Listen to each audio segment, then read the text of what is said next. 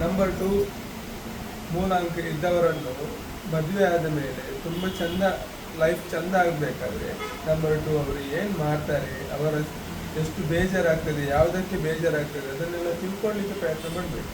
ಅದನ್ನು ತಿಳ್ಕೊಳ್ಳಿಕ್ಕೆ ಪ್ರಯತ್ನ ಮಾಡಿದ್ರೆ ಅವರ ಸುಂದರ ಲೈಫ್ ಆಗ್ತದೆ, ಚಂದದ ಲೈಫ್ ಆಗ್ತದೆ. ಅವರ ಜೀವನದಲ್ಲಿ ಏನು ಕಿರಿಕಿರಿ ಬರೋದಿಲ್ಲ, ತುಂಬ ಪ್ರೀತಿಯಲ್ಲಿ ತುಂಬ ಸಂತೋಷದಲ್ಲಿರ್ತಾರೆ. ಆದರೆ ಏನು ಮಾಡೋದು, ನಂಬರ್ 4ನವರು ಹಾರಲಿಕ್ಕೇ ಇರೋದು ಎಲ್ಲೋ ಗೊತ್ತುಂಟು ಅಂತ. ನಾಲೆಜ್ ಉಂಟು ಅವರ ಹತ್ರ. ನಂಬರ್ 2ನವರಿಗೆ ತಾಗಲಿಕ್ಕೆ ಆಗೋದಿಲ್ಲ. ನಂಬರ್ 2ನವರು ಹೊರೆ ಇಟ್ಟರೆ ಮುಗಿದು ಅಂತಾನೆ. ಸೊ ಅವರಿಗೆ ಒಂದೇ ಕೆಲಸದಲ್ಲಿ ಇರಲಿಕ್ಕೆ ಮನಸ್ಸಿಲ್ಲ. ಬಿಸ್ನೆಸ್ ಮಾಡುವಂತ ಅನಿಸ್ತದೆ, ಜಾಬ್ ಹೋಗುವಂತ ಅನಿಸ್ತದೆ. ಜಾಬ್ ಹೋಗುವಾಗ ಅನ್ಕೊಳ್ತಾರೆ ಹಾಗೆ ಜಾಬ್ ಇದು ಓನರ್ ಬಾಸ್ನ ಏರಿಕೆ ಏನು ನೀ ಅಂತ ಹೇಳಿ ಹಿಂದೆ ಜಾರ್ತಾರೆ. ಜಾಬ್ ಯಾವ ಬಿಸ್ನೆಸ್ ನೋಡ್ತಾರೆ. ಬಿಸ್ನೆಸ್ ಅವರಿಗೆ ಸ್ಯಾಟಿಸ್ಫ್ಯಾಕ್ಷನ್ ಇರುವುದಿಲ್ಲ. ಎಷ್ಟು ಹಣ ಎಷ್ಟು ಬೇಕಾದರೂ ಮಾಡಲಿ, ಸ್ಯಾಟಿಸ್ಫ್ಯಾಕ್ಷನ್ ನಾಟ್ ಸ್ಯಾಟಿಸ್ಫೈಡ್.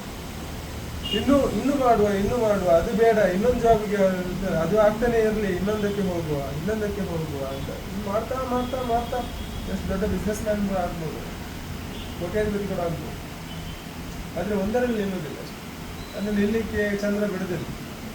ಏನು ಮಾಡೋದು, ಅವರವರ ಹಣೆಬರ ಅಲ್ಲ, ಹುಟ್ಟಿದ ಡೇಟ್ನ ಪ್ರಾಬ್ಲಮ್, ಅವನ ಪ್ರಾಬ್ಲಮ್ ಅಲ್ಲ ಅದು. ಹಾಗೆ ಅದಕ್ಕೆ ಎಲ್ಲ ನಂಬರ್ 2ನವರಿಗೆ ನಂಬರ್ 4 ಇದ್ದವನು ಒಮ್ಮೆ ಸಪೋರ್ಟ್ ಮಾಡಲಿಕ್ಕೆ ಶುರು ಮಾಡಿದ್ರು ಉಂಟಲ್ಲ. ನಂಬರ್ 4ನ ವಿಷಯ ಎಂತ ಉಂಟಾ, ಅವರು ಎಷ್ಟು ಬೇಕಾದರೂ ಹಣ ಮಾಡ್ತಾರೆ. ಅವರು ಹಣ ಅವರ ಹತ್ರ ಬೇಕಾದಷ್ಟು ಆಗ್ತದೆ, ಆದರೆ ಖರ್ಚು ಕೂಡ ಅಷ್ಟೇ ಮಾಡ್ತಾ ಬರಬೇಕು. ಖರ್ಚು ಎಷ್ಟು ಹಣ ಮಾಡ್ತಾನ ಅಷ್ಟೇ ಖರ್ಚು ಮಾಡ್ತಾ ಬರ್ತಾನ. ಅವನ ಹತ್ರ ಹಣ ಬರಲಿಕ್ಕೆ ಉಂಟಲ್ಲ, ಯಾವ್ಯಾವ ದಾರಿಯಲ್ಲಿ ಕೂಡ ಹಣ ಬರ್ತದೆ. ಯಾರಿಗೆ, ನಂಬರ್ 4ನವನಿಗೆ.